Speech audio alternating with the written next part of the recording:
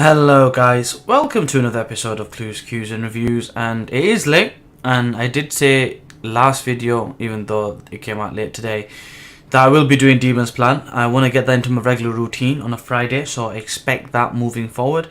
And before I get into the actual chapter, a lot of this time I've been kind of letting things go to the wayside, or the wayside I guess, and I've created a list. I don't know if you can see it properly, you can zoom in or whatever have you, but number one was Demon's Plan. I have to get that done. Over the weekend I have a few videos planned. I've got loads of things I want to catch up on.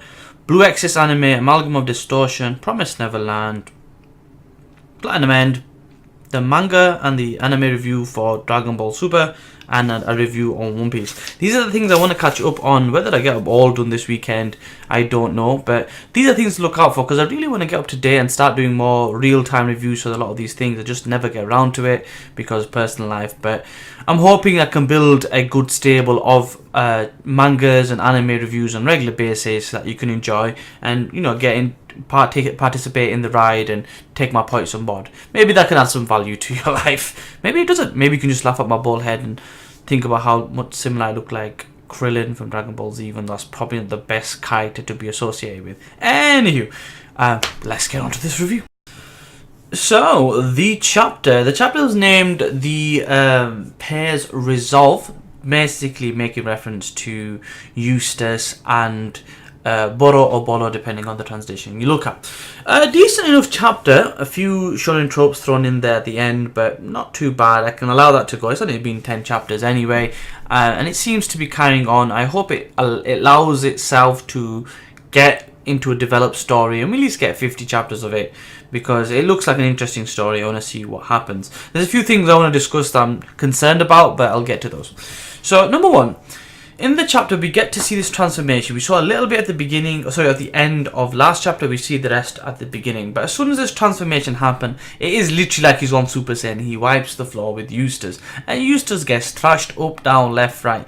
The one thing, other than the difference in powers and there being a kind of a vast differentiation between them, is the skill and the experience that this Rob Lian character has.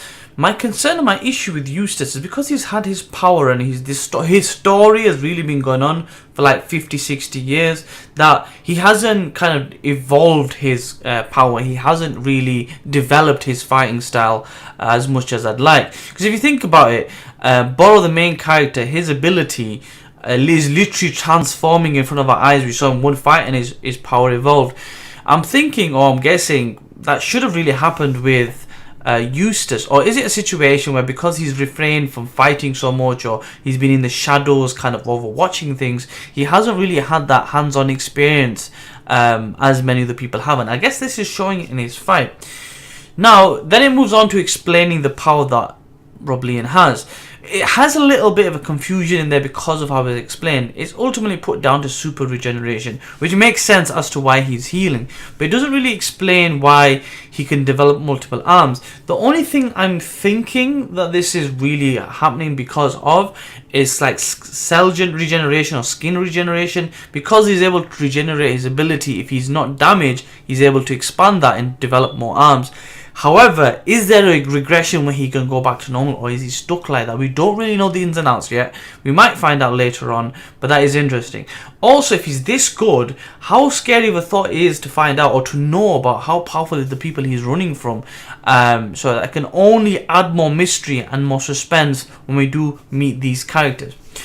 Moving from that, we get kind of a meanwhile in other place of this map, we get to see Boro kick ass. He's still fighting, he's still dealing with the thugs. It looks like he's dealt with about 10 or so people, because we mentioned before there was 50 plus people, now there's 40 left, and he goes all in pretty much. We don't see the outcome of that. We get hinted at the outcome at the end, but at that stage of the chapter, we don't really know what's going on, other than he's wanting to kick ass. Now, with basically going back to the main fight, the church is still in one piece, but fighting is going on. It gets to a stage where Eustass gets desperate. You know, you get Rob Lian doing this whole, I'll find your sister and I'll do some nasty things with him because he's a perverted old man.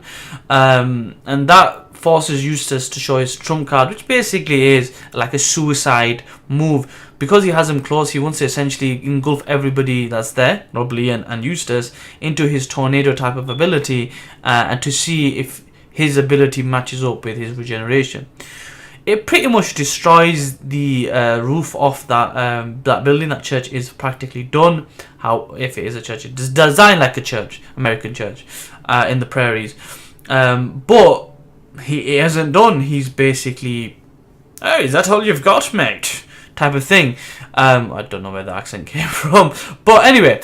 And then, lo and behold, when everyone else fails, when your friend is just about to die, who's there to save the day? Boro! He comes in, cracks the enemy, sends him flying. And Rob says something interesting. He basically calls him a rat. And he goes, I'm not a rat. I'm Boro. You better remember this.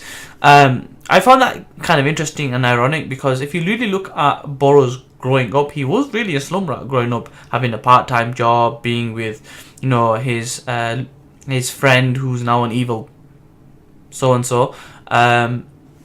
But, essentially him and Carlos grew up as slum rats anyway, so him calling him a rat is ironic in that sense. But pretty much that's how the chapter ends, setting up this battle. Essentially is super regeneration versus super defense. It really will be a battle of wills and a battle of vigor and a battle of who can stay in there the longest, who's got that drive to last. And as it stands right now, I'm putting my bets on Boro. He's the main character. And this is going to show more growth and more development, because essentially when push comes to shove, the more damage he gets, the more his ability evolves. And that's pretty much it. Something to look forward to. I like how it's developing. A few concerns about the Eustass character, a few suspicions about the Eustass character, but ultimately not a bad chapter, not the best chapter I'd expect this week by far. My Hero Academia was crazy. One Piece was cool. Black Clover's ending was crazy hype. This was alright in comparison, so not a bad chapter. Enjoyed it, looking forward to next week. I'm not saying I'm looking forward to it compared to the other ones, but I'm still going to read it, still going to review it, still going to try to enjoy it the best I can. Anyway, thank you very much for your time. Thank you for watching this video whenever you do get to watch it. Like, comment, share, subscribe, all that good stuff, and I will see you in the next one. Peace.